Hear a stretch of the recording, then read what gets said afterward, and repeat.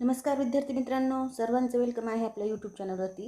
बघा, पोलीस भरतीसाठी तसेच कंबाईनच्या एक्झामसाठी खूप महत्त्वपूर्ण क्वेश्चन आपण इथे घेऊन आलेलो आहे, जे की त्याच्यामध्ये आपण करंट अफेअरचे पण कव्हर केलेले आहेत, तसेच GK GSचे पण कव्हर केलेले आहेत. तर बघा, आजचा पहिला क्वेश्चन आहे, महिला प्रीमियर लीग म्हणजेच वुमेन प्रीमियर लीगच्या लिलावात कोणती क्रिकेटपटू सर्वात महागडी ठरली आहे? तर ह्याचं करेक्ट आन्सर आहे सी ऑप्शन, शेफाली वर्मा ही सर्वात महागडी क्रिकेटपटू ठरलेली आहे. तर बघा, भारतीय महिला क्रिकेट संघातील आघाडीची फलंदाज असून म्हणजे तिने वयाच्या लहानपणीच आपली प्रतिभा दाखवली होती. म्हणजे ही फलंदाज आहे हे पण लक्षात असू द्या. फलंदाज गोलंदाज हे तर माहीतच आहे सर्वांना. तर शेफाली वर्मा ही एक चांगली फलंदाज आहे आणि तिच्या आक्रमक फलंदाजीसाठी ती लिलावात सर्वाधिक महागडी क्रिकेटपटू म्हणून ठरलेली आहे.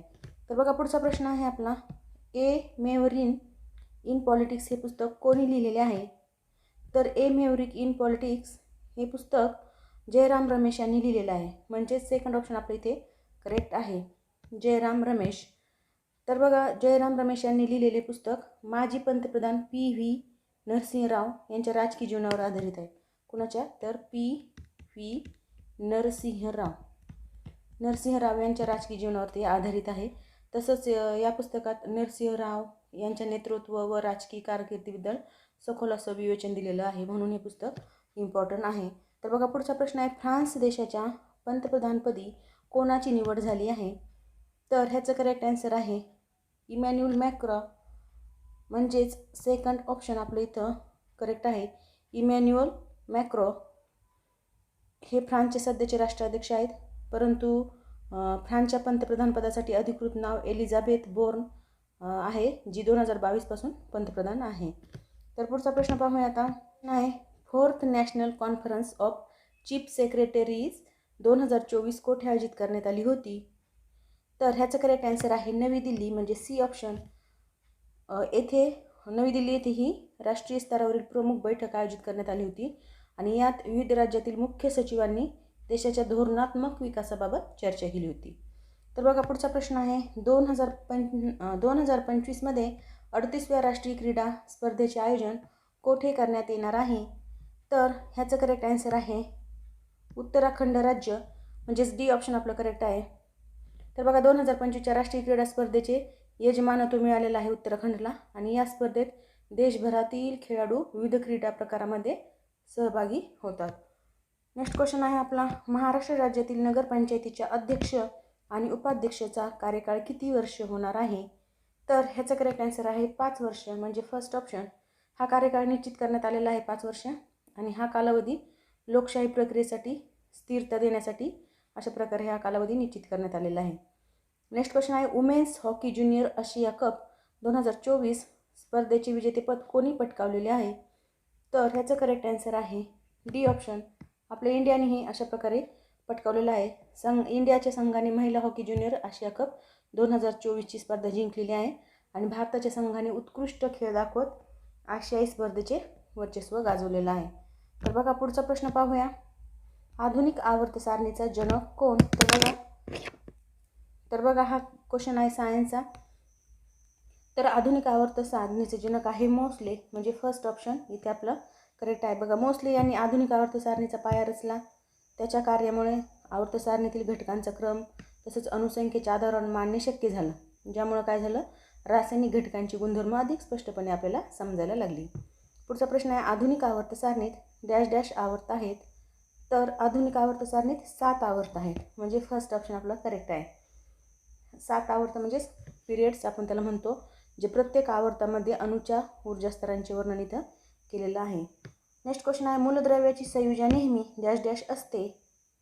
तर मूलद्रव्याची संयुजा नेहमी पूर्णांकात असते, म्हणजे सेकंड ऑप्शन आपलं इथे करेक्ट आहे. संयुजा म्हणजेच काय, व्हॅलेन्सी ही नेहमी कशी असते, पूर्णांकात असते, कारण ती अणूने गमावलेल्या, जोडलेल्या किंवा सामायिक केलेल्या इलेक्ट्रॉनची संख्या दर्शवत असते, म्हणून ती कशी पूर्णांकात असते. पुढचा प्रश्न पाहूया, अनुक्रमांक झेड या अक्षराने तर अणुवस्तुमानांक डॅश डॅश या अक्षराने दर्शवतात? तर बघा, ही प्रश्न पण खूपदा येऊन गेलेला आहे पोलीस भरतीला, कंबाईनला, कोणत्या पण सरळ सेवेच्या एक्झामला पण अशा प्रकारे आपल्याला प्रश्न येतो. अनुक्रमांक कशाने दर्शवतात? झेडने, आणि अणुवस्तुमानांक हा एने दर्शवतात, म्हणजेच थर्ड ऑप्शन आपलं इथे करेक्ट आहे. अनुक्रमांक म्हणजेच काय? ॲटॉमिक नंबर, हा झेडने. आणि अणुवस्तुमानांकाला काय म्हणतात? कधी कधी आपल्याला इंग्लिशमध्ये पण देऊ शकतात, त्यामुळे आपल्याला दोन्ही माहिती असणं गरजेचं आहे. अनुक्रमांक म्हणजे ॲटॉमिक नंबर आणि अणुवस्तुमानांक म्हणजे मास नंबर. मास नंबर हा एने दर्शवला जातो.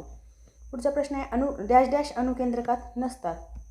डॅश डॅश अणुकेंद्रकात नसतात. अणुकेंद्रकात काय नसतं? तर इलेक्ट्रॉन नसतात. बघा, अणुकेंद्रकात हा अणू आहे समजा, आणि इथे अणुकेंद्रकात इलेक्ट्रॉन नसतात. इलेक्ट्रॉन हे बाहेरच्या स्तरावर असतात, इथे अशा प्रकारे. तर अणुकेंद्रकात प्रोटॉन आणि न्यूट्रॉन असतात, म्हणून आपलं काय नसतात तर इलेक्ट्रॉन. म्हणून 3रा नंबरचं ऑप्शन आपलं करेक्ट आहे. नेक्स्ट क्वेश्चन आहे, ॲसिटाल्डिहाइडचा उपयोग कशासाठी होतो? तर ह्याचं करेक्ट आन्सर आहे, कृत्रिम धागे रंग तयार करण्यासाठी ॲसिटाल्डिहाइडचा उपयोग होतो. म्हणजेच 3 नंबरचं ऑप्शन आपलं करेक्ट आहे. नेक्स्ट क्वेश्चन आहे, डॅश डॅश हा वायू प्रशीतक म्हणून वातानुकूलित यंत्रात वापरला जातो.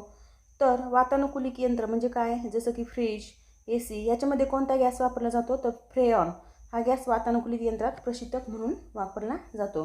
फ्रेऑन म्हणजे 2nd नंबरचं ऑप्शन आपलं इथे करेक्ट आहे. पुढचा प्रश्न पाहूया, सेंद्रिय संयोगाचे स्रोत कोणते? तर सेंद्रिय संयोगाचे स्रोत आहेत 1st नंबरचं ऑप्शन पेट्रोलियम व नैसर्गिक वायू हे सेंद्रिय संयोगाचे स्रोत आहेत, कारण त्यामध्ये हायड्रोकार्बन्स असतात, म्हणून 1st ऑप्शन आपलं करेक्ट आहे. नेक्स्ट क्वेश्चन आहे, स्पायरोगायरा कोणत्या वर्गात समाविष्ट होतो? तर बघा, स्पायरोगायरा हा शैवाल म्हणजे 2nd ऑप्शन आपलं इथे करेक्ट आहे, शैवालामध्ये समाविष्ट होतो. स्पायरोगायरा हा एक प्रकारचा हिरवट शैवाल आहे, ग्रीन अल्गी त्याला आपण असं म्हणतो, ग्रीन अल्गी, जो की जलचर परिसंस्थेत आढळून येतो. पुढचा प्रश्न आहे, फुलांच्या सर्वात बाहेरील भागास काय म्हणतात? तर बघा, फुलांच्या सर्वात बाहेरील भागात दलपुंज असं म्हणतात. दलपुंज म्हणजे 1st ऑप्शन. फुलांच्या सर्वात बाहेरील संरचनात्मक भागाला दलपुंज असं म्हणतात, जो फुलांचे संरक्षण करत असतो. नेक्स्ट क्वेश्चन आहे, प्राण्यामध्ये डॅश डॅश प्रकारच्या सरळ उती असतात. तर प्राण्यामध्ये किती प्रकारच्या सरळ उती असतात? तर 4 प्रकारच्या सरळ उती असतात, म्हणजेच 2nd ऑप्शन आपलं करेक्ट आहे. आता ते 4 प्रकार कोणते? तर बघा, ऊतक, पेशीतंत्र, स्नायू आणि मज्जातंतू ह्या 4 प्रकारच्या उती त्याच्यामध्ये असतात. पुढचा प्रश्न आहे, गुणसूत्रे ही डॅश डॅश धाग्याच्या रूपात असते. तर गुणसूत्र हे कसल्या धाग्याच्या रूपात असतात? तर लांब धाग्याच्या रूपात असतात, म्हणजेच 1st ऑप्शन आपलं इथे करेक्ट आहे. गुणसूत्रे म्हणजेच काय? क्रोमोझोम्स हा लांब आणि गुंडाळलेल्या धाग्याच्या रूपात असतात, ज्यात DNA आणि प्रथिने यांचा समावेश केलेला असतो. पुढचा प्रश्न पाहूया, डॅश डॅश ही आदिकेंद्रकीय पेशी आहे. तर आदिकेंद्रकीय पेशी कोणती आहे? जीवाणू ही आदिकेंद्रकीय पेशी आहे. जीवाणू म्हणजेच काय? बॅक्टेरिया. आदिकेंद्रकीय म्हणजे काय? प्रोकॅरियोटिक पेशीचे उदाहरण आहे बॅक्टेरिया. तसंच त्यांच्याकडे सुसंगत केंद्रक नसते आणि त्यांचा DNA एका विशिष्ट भागात असतो. पुढचा प्रश्न पाहूया, डॅश डॅश वायूचा प्रकाश संश्लेषी पोषण पद्धतीत कार्बन स्रोत म्हणून वापर केला जातो. तर ह्याचं करेक्ट आन्सर आहे 4 नंबरचं ऑप्शन, कार्बन डायऑक्साईड. कारण बघा, CO2 म्हणजेच कार्बन डायऑक्साईड हा वायू कार्बन स्रोत म्हणून वापरला जातो, जो गळीत पर्णामध्ये साखर तयार करत असतो म्हणून. तर बघा, पुढचा प्रश्न पाहूया, मानवाने डॅश डॅशमुळे संभाषण कला विकसित केली आहे. तर ती स्वरयंत्रामुळे संभाषण कला विकसित केलेली आहे, म्हणजे 2nd ऑप्शन आपलं इथे करेक्ट आहे. नेक्स्ट क्वेश्चन आहे, मानवी शरीरातील सर्वात मोठी ग्रंथी कोणती? तर मानवी शरीरातील सर्वात मोठी ग्रंथी आहे यकृत, म्हणजेच 1st ऑप्शन आपलं करेक्ट आहे. यकृतलाच आपण काय म्हणतो? लिव्हर. ही मानवी शरीरातली सर्वात मोठी ग्रंथी आहे, जी पचन आणि विषारी पदार्थाचे निर्मूलन आणि पोषण निर्मितीसाठी महत्त्वाची भूमिका बजावत असतो. पुढचा प्रश्न आहे, ग्लुकोजचे ग्लायकोजनमध्ये रूपांतर करण्यासाठी डॅश डॅश जीवनसत्व मदत करते. तर कोणतं जीवनसत्व मदत करत असते ग्लुकोजचे ग्लायकोजनमध्ये रूपांतर करण्यासाठी? तर त्याचं करेक्ट आन्सर आहे C, 2nd ऑप्शन ब हे जीवनसत्व विशेषतः B6 ग्लुकोजला ग्लायकोजनमध्ये रूपांतर करण्यासाठी वापरतात. बी मधला B6 हा. पुढचा प्रश्न आहे, हिपॅटायटिस A हा रोग कोणत्या विषाणूमुळे होतो? तर हिपॅटायटिस A हा रोग HAV मुळे होतो. HAV hepatitis A virus. Hepatitis A विषाणूमुळे यकृताचा संसर्ग होतो, जो की मुख्यतः दूषित पाण्याचा किंवा अन्नाद्वारे पसरतो. तर बघा मित्रांनो, अशा प्रकारे आपण इथे करंट अफेअरचे आणि सायन्सचे क्वेश्चन कव्हर केलेले आहेत. तर हा व्हिडिओ कसा वाटला ते नक्की कमेंट बॉक्समध्ये कळवा आणि जास्तीत जास्त तुमच्या मित्रांना शेअर करा, कारण अशा प्रकारचे प्रश्न तुमच्या कोणतीही एक्झाम असेल तरी त्यामध्ये उपयोगी येणार आहेत. सरळ सेवेची असो, पोलीस भरती असो किंवा कंबाईनची एक्झाम असो. कारण कंबाईनच्या एक्झाममध्ये पण खूप सारे फॅक्च्युअल क्वेश्चन आपल्याला येतात. त्यामुळे आपण इथे अशा प्रकारे क्वेश्चन घेतलेले आहेत. तर अशाच प्रकारचे व्हिडिओ पाहण्यासाठी चॅनलला लाईक, शेअर आणि सबस्क्राईब करा. Thank you very much.